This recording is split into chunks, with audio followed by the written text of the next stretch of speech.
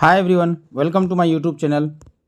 कार्बनिक यौगिक का तीसरी क्लास कार्बनिक यौगिकों का तीसरी क्लास में आज आप लोगों का स्वागत है। आज हम फिर से बात करने वाले हैं मैट्रिक परीक्षा 2025 में केमिस्ट्री साइंस चैप्टर के साइंस सब्जेक्ट के केमिस्ट्री के हाइड्रोकार्बन चैप्टर जो कार्बनिक यौगिक में का क्लासिफिकेशन किया हुआ है, उस चैप्टर का तीसरी क्लास लेकर के हम आज हाजिर हुए हैं। फिर से आप लोगों का उस क्लास में स्वागत है। हम यहाँ पर लाइन बाय लाइन साइंस के हाइड्रोकार्बन या कार्बनिक यौगिक का नोट्स देंगे आप लोगों को और समझा के पढ़ाने वाले हैं, और आप लोग भी गौर से देखिए। सबसे पहला एक टॉपिक है हाइड्रोकार्बन का वर्गीकरण। इस चैप्टर में हम लोग बात करने वाले हैं हाइड्रोकार्बन का वर्गीकरण। हाइड्रोकार्बन का वर्गीकरण क्लासिफिकेशन ऑफ हाइड्रोकार्बन। इसमें हम लोग बात करते हैं कार्बनिक यौगिक, ये कार्बनिक लिखा हुआ है। कार्बनिक यौगिकों की संख्या अनगिनत होती है। कार्बनिक यौगिकों की संख्या अनगिनत होती है, जिसलिए उसका अध्ययन करना काफ़ी कठिन है। इसलिए इसका अध्ययन कई वर्गों में विभाजित करके किया गया है। कार्बनिक यौगिकों को कई वर्गों में विभाजित करके इसका अध्ययन किया गया है, और इसमें सबसे साधारण जो कार्बन होते हैं उसको हाइड्रोकार्बन नाम दिया गया है। सबसे साधारण कार्बनिक यौगिक जो होते हैं उसका नाम क्या रखा गया है? हाइड्रोकार्बन। तो याद रखिएगा डेफिनेशन यहाँ से, सबसे साधारण कार्बनिक यौगिक क्या कहलाते हैं? तो हाइड्रोकार्बन कहलाते हैं। सबसे साधारण कार्बनिक यौगिक क्या कहलाते हैं? हाइड्रोकार्बन कहलाते हैं। हाइड्रोकार्बन का वर्गीकरण हम लोग पढ़ने जा रहे हैं। हाइड्रोकार्बन का वर्गीकरण, ये हाइड्रोकार्बन है, इसका वर्गीकरण मुख्य 3 भागों में किया गया है। मुख्यतः 3 भागों में किया गया है हाइड्रोकार्बन का वर्गीकरण। सबसे पहला भाग है एलिफैटिक, दूसरा एलिसाइक्लिक, तीसरा एरोमेटिक। एलिफैटिक को 2 भागों में बांटा गया है। एलिफैटिक को 2 भागों में बांटा गया है। सबसे पहले हम लोग जानेंगे कि एलिफैटिक है क्या। खुली श्रृंखला वाले कार्बन खुली श्रृंखला वाले हाइड्रोकार्बन को क्या कहते हैं? एलिफैटिक कहते हैं। खुली श्रृंखला वाले हाइड्रोकार्बन को क्या कहते हैं? एलिफैटिक कहते हैं। खुली श्रृंखला वाले 2 तरह के हो सकते हैं, एक संतृप्त, दूसरा असंतृप्त। एलिफैटिक जो खुली श्रृंखला वाले हाइड्रोकार्बन होते हैं ये 2 तरह के होते हैं, एक संतृप्त, दूसरा असंतृप्त। संतृप्त उसको कहते हैं जिसमें कार्बन कार्बन के बीच सिंगल बॉन्ड होते हैं। कार्बन कार्बन के बीच सिंगल बॉन्ड होते हैं, इसको बॉन्ड कहते हैं। ये जो लिखा गया है यहाँ पर कार्बन और डैश कार्बन, इसको क्या कहते हैं? बॉन्ड कहते हैं, इसको बंधन कहते हैं। तो कार्बन कार्बन के बीच जहाँ पर भी सिंगल बॉन्ड होगा वो क्या कहलाएगा? संतृप्त कहलाएगा, संतृप्त हाइड्रोकार्बन कहलाएगा। ठीक है। और कार्बन कार्बन के बीच डबल बॉन्ड और ट्रिपल बॉन्ड भी होते हैं। चलते हैं हम लोग असंतृप्त हाइड्रोकार्बन के बारे में बात करते हैं। जहाँ भी हाइड्रोकार्बन में कार्बन कार्बन के बीच डबल बॉन्ड होते हैं उसको, या ट्रिपल बॉन्ड होते हैं, तो उसको क्या कहते हैं? असंतृप्त कहते हैं। और फिर उसका डबल बॉन्ड वाले का अलग से नाम रखा गया है। डबल बॉन्ड वाले को क्या नाम रखा गया है? ओलिफिन या एल्कीन नाम रखा गया है। जनरली हम लोग याद रखेंगे एल्कीन। कार्बन कार्बन के बीच अगर डबल बॉन्ड है तो उसका नाम हो जाएगा क्या? एल्कीन। और कार्बन कार्बन के बीच अगर ट्रिपल बॉन्ड है तो उसका नाम हो जाएगा एसिटिलीन या एल्काइन। एल्काइन मतलब ट्रिपल बॉन्ड और एल्कीन मतलब डबल बॉन्ड। ये हम लोग का एल्कीन है। एल्कीन कार्बन कार्बन के बीच क्या होगा? डबल बॉन्ड होगा। और एल्काइन जब बात करेंगे, एल्काइन तो कार्बन कार्बन के बीच क्या होंगे? ट्रिपल बॉन्ड होंगे। अब कार्बन कार्बन के बीच जहाँ भी सिंगल बॉन्ड होगा उसको क्या बोलेंगे? एल्केन। एल्केन बोलेंगे उसको। याद रखिएगा इस चीज़ को। फिर से हम समझा देते हैं, एक बार कॉपी में आप लोग नोट डाउन कर लीजिएगा। एल्केन मतलब कार्बन कार्बन के बीच सिंगल बॉन्ड। एल्कीन मतलब कार्बन कार्बन के बीच डबल बॉन्ड। एल्काइन मतलब कार्बन कार्बन के बीच ट्रिपल बॉन्ड। याद रखिएगा, ये वाला पॉइंट्स को नोट कर लीजिएगा। ये वाला पॉइंट्स को आप लोग नोट कर लीजिएगा। एल्केन मतलब सिंगल बॉन्ड, एल्कीन मतलब डबल बॉन्ड, वाइन अल्काइन है तो इसकी ये अल्काइन मतलब ट्रिपल बॉन्ड, एन मतलब सिंगल बॉन्ड, इन मतलब डबल बॉन्ड, आइन मतलब डबल ऐसे ट्रिपल बॉन्ड। एन मतलब सिंगल बॉन्ड, इन मतलब डबल बॉन्ड कार्बन कार्बन के बीच, आइन मतलब ट्रिपल बॉन्ड कार्बन कार्बन के बीच। चलते हैं हम लोग क्लास का अगला वाला टॉपिक स्टार्ट करते हैं। याद रखिएगा, कार्बन कार्बन के बीच सिंगल बॉन्ड तो एल्केन, कार्बन कार्बन के बीच अगर डबल बॉन्ड तो एल्कीन, कार्बन कार्बन के बीच अगर ट्रिपल बॉन्ड तो अल्काइन। इसका स्क्रीनशॉट ले लीजिए और आप लोग कॉपी में बढ़िया से नोट डाउन कर लीजिएगा इसको। चलते हैं आगे बढ़ते हैं अगला टॉपिक लेकर के, क्रियाशील समूह। याद रखिएगा, क्रियाशील समूह बहुत इंपॉर्टेंट है इस चैप्टर का। हाइड्रोकार्बन का सबसे इम्पोर्टेंट चीज़ है क्रियाशील समूह। यही पूरा कार्बनिक यौगिकों के रासायनिक गुण इसी पर निर्भर करते हैं। तो है क्या ये क्रियाशील समूह, पहले इसका डेफिनेशन पे बात करते हैं। क्या है क्रियाशील समूह?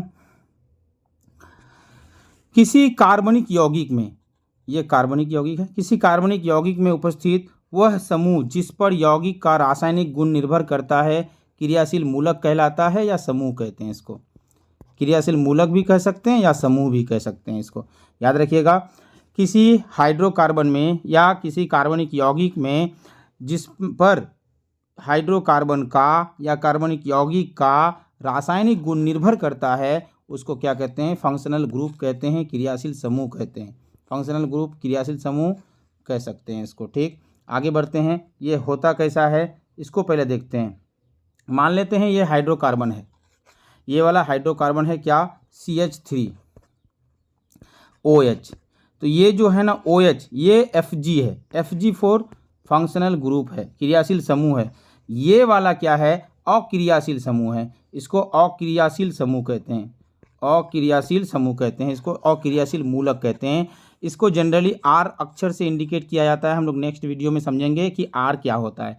आज याद रखिएगा, R से इंडिकेट किया जाता है CH3 को। ये बॉन्ड रहता है इसमें, तो OH के साथ CH3 बॉन्ड OH, ये ऐसे जुड़े हुए हैं। OH मतलब फंक्शनल ग्रुप किसका होता है? इसका सही से अगर नाम जानेंगे तो इसका रियल में नाम क्या होता है? इसका CH3OH का नाम होता है मिथाइल अल्कोहल। मिथाइल अल्कोहल, जब हम लोग IPC नेम शुरू करेंगे अल्कोहल का तब समझ में आएगा कि ये मिथाइल अल्कोहल अगर है तो ये कैसे है। उसके बाद क्रियाशील समूह में, क्रियाशील मूलक में, ये हाइड्रोकार्बन है, ये क्रियाशील मूलक हैं और ये अक्रियाशील मूलक हैं। तो इसको हम लोग और विस्तार से जानते हैं कि ये सिर्फ OH ही है क्रियाशील मूलक या और भी हैं, तो इसको हम लोग विस्तार से जानते हैं। आगे बढ़ते हैं, क्या है ये क्रियाशील समूह? यहाँ पर देखिए क्रियाशील समूह लिखा गया है, ये बहुत सारे हैं, यहाँ पर देख लीजिए, यहाँ पर ये बहुत सारा है। हम लोग बारी बारी से सबके बारे में जानते हैं। इसका संरचना सूत्र है ये, इसका नाम है ये वर्ग हैं, कौन से वर्ग में आते हैं। तो थोड़ा सा छोटा कर लेते हैं और समझते हैं, ध्यान से देखिएगा। ये OH मतलब एल्कोहल, ये अल्कोहल वर्ग में आता है OH। इसका संरचना सूत्र ऐसा होता है और हाइड्रोक्सिल समूह इसका नाम है। ये O बॉन्ड, ये इसका स्ट्रक्चर फॉर्मूला है। ये ईथर समूह में आते हैं, ये ईथर है इसका वर्ग में। ये बॉन्ड डबल बॉन्ड CO, तो ये डबल बॉन्ड जो हैं ये ऐसे भी हो सकते हैं या ऐसे भी हो सकते हैं या ऐसे भी हो सकते हैं या ऐसे भी हो सकते हैं, किधरों भी हो सकते हैं, बट कार्बन पर होनी चाहिए डबल बॉन्ड। तो इसको क्या बोलते हैं? कीटोन समूह में आते हैं ये। उसके बाद कार्बोनिल समूह है, ये कीटोन ग्रुप में आते हैं, कीटोन वर्ग में आते हैं, ये कार्बोनिल समूह इसका नाम है। बॉन्ड CHO मतलब एल्डिहाइड ग्रुप में आते हैं, एल्डिहाइड समूह में आते हैं, इसका ये वर्ग है कौन सा? एल्डिहाइड। याद रखिएगा, ये कीटोन का ही है, कीटोन ही है, इसको पढ़ लिए हम लोग ऊपर। ये 2024 का बोर्ड एग्जाम में पूछा गया सवाल है, क्वेश्चन था इस तरह का, कौन से समूह में आते हैं, डायरेक्ट क्वेश्चन था। तो याद रखिएगा, अगर कीटोन याद है आपको तो आप लोग डायरेक्ट चुन सकते हैं इसको, कीटोन। उसके बाद बॉन्ड COOH है, तो इसका स्ट्रक्चर फॉर्मूला इस टाइप का होता है, याद रखिएगा। ये कार्बोक्सिलिक समूह में आते हैं और इसका वर्ग में कार्बोक्सिलिक अम्ल का वर्ग नाम है इसका। क्या वर्ग कैसा है? यह कार्बोक्सिलिक अम्ल का है। उसके बाद ये एमीन है, इसका स्ट्रक्चर फॉर्मूला ऐसा होता है, ये एमिनो समूह है, ये एमीन है, एमीन वर्ग में आते हैं। चलते हैं, बात करते हैं आगे। ये याद रखिएगा, एल्डिहाइड, ये एल्कोहल, ये कीटोन, ये ईथर, ये एल्डिहाइड, ये एक तो कीटोन ही है, और ये बॉन्ड CH कार्बोक्सिलिक समूह है, ये एमीन है। ये Fg इतना ही याद रखिएगा, इतना ही मैट्रिक परीक्षा के लिए पूछे जाते हैं। इसी में से सवाल ये डायरेक्ट भी पूछे जाते हैं। ये पूछ लेंगे सीधा कि अगर ये ऐसा है तो कौन सा समूह में आता है, कौन सा वर्ग में आता है।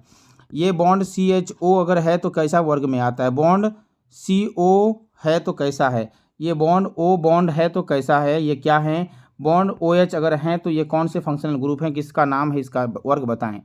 ये डायरेक्ट क्वेश्चन पूछे जाते हैं, इसलिए इसका स्क्रीनशॉट आप लोग फ्रेश करके ले लीजिए और इसको ये नोट डाउन कर लीजिएगा अपनी कॉपी में। चलते हैं, आगे बढ़ते हैं। आज के क्लास का अगला टॉपिक क्या, समजातीय श्रेणी। समजातीय श्रेणी, तो हाइड्रोकार्बन की क्रमागत श्रेणी, हाइड्रोकार्बन की क्रमागत श्रेणी, हाइड्रोकार्बन की क्रमागत श्रेणी जिसमें बॉन्ड CH2 बॉन्ड का अंतर हो।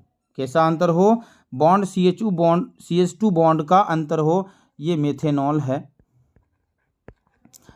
मेथेनॉल, ये मेथेनॉल है, मेथेनॉल या मिथाइल अल्कोहल भी बोल सकते हैं इसको, ये एथेनॉल है, ये इथाइल अल्कोहल भी बोल सकते हैं इसको, प्रोपेनॉल है, प्रोपेनाइल अल्कोहल भी बोल सकते हैं इसको, ये ब्यूटेनॉल है। ये सब में लगातार में क्या, मिथ, इथ, प्रोब्यूट, पेंट, हेक्सेप्ट, ऑक्टेनॉन, डेक जो होते हैं केमिस्ट्री में 1 2 3 को जैसे इंडिकेट करते हैं, उसी में लगातार में क्या होता है, बॉन्ड CH2 बॉन्ड का अंतर हो, तो उस तरह की समजातीय, उस तरह की श्रेणी को ही क्या कहते हैं, समजातीय श्रेणी कहते हैं, याद रखिएगा।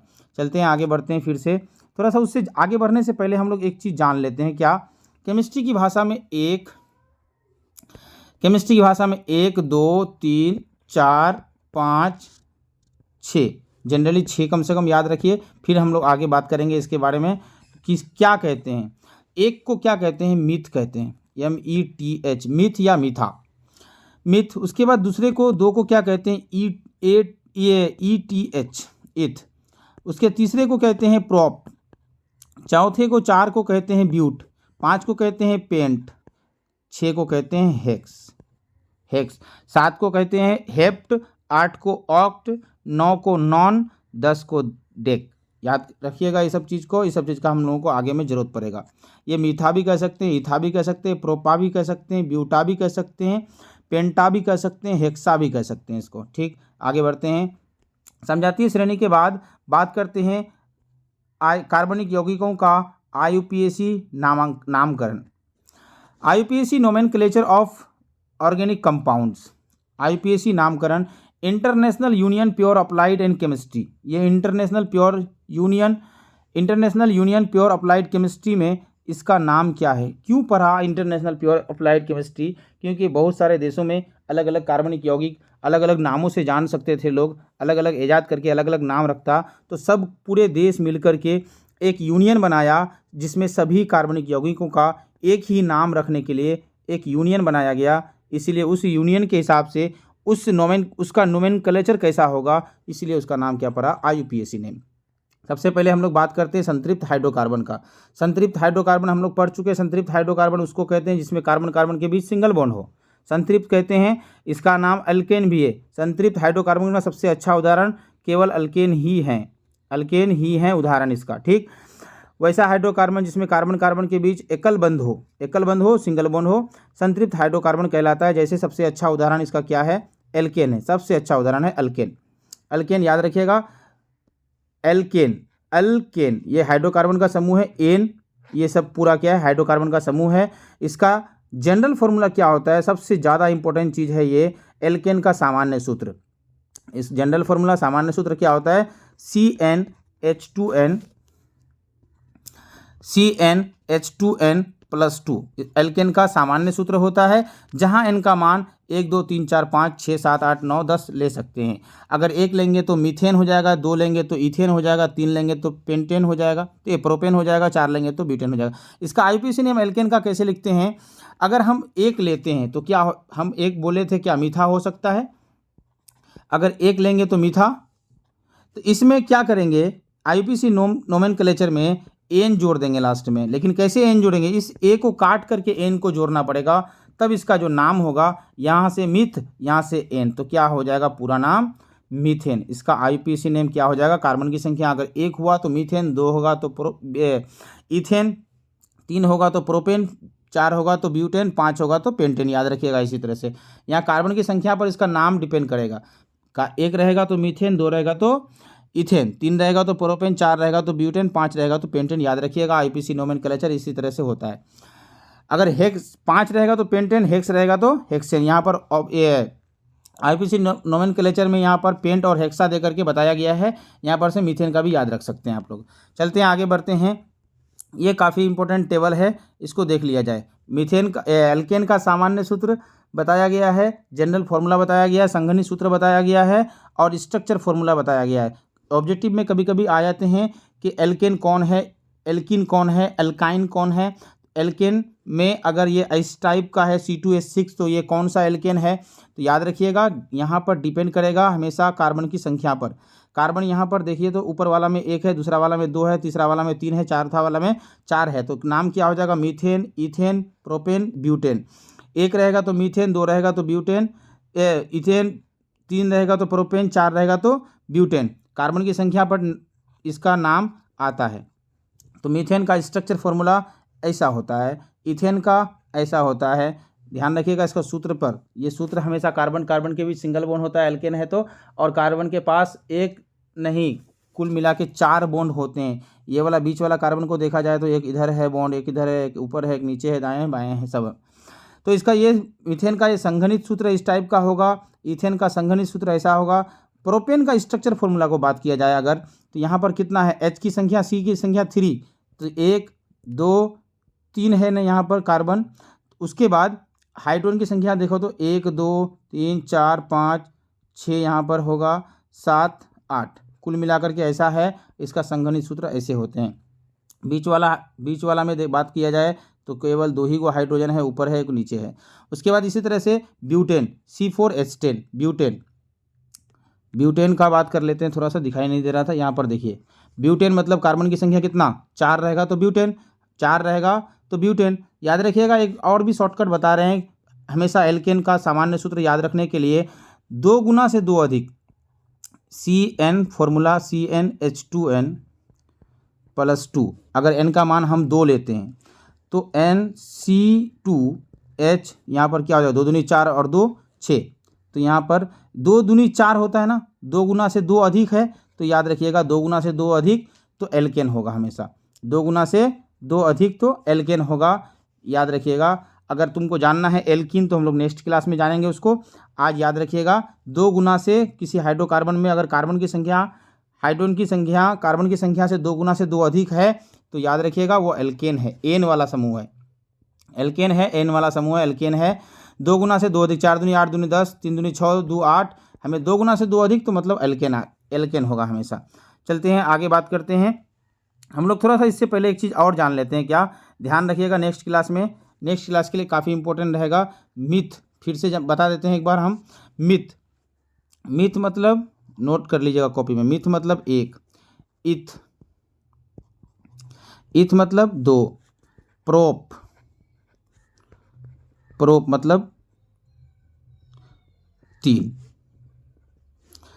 ब्यूट मतलब 4, पेंट मतलब 5, हेक्स मतलब 6। ठीक, इसको नोट कर लीजिए। फिर से हम अगला वाला बता रहे हैं। पेंट के बाद हेक्स के बाद हेप्टा भी बोल सकते हैं इसको, 7।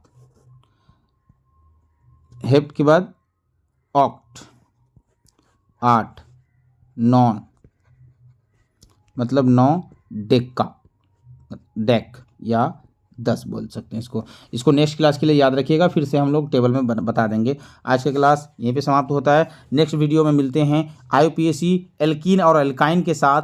तब तक के लिए हमको इजाज़त दीजिए। नमस्कार।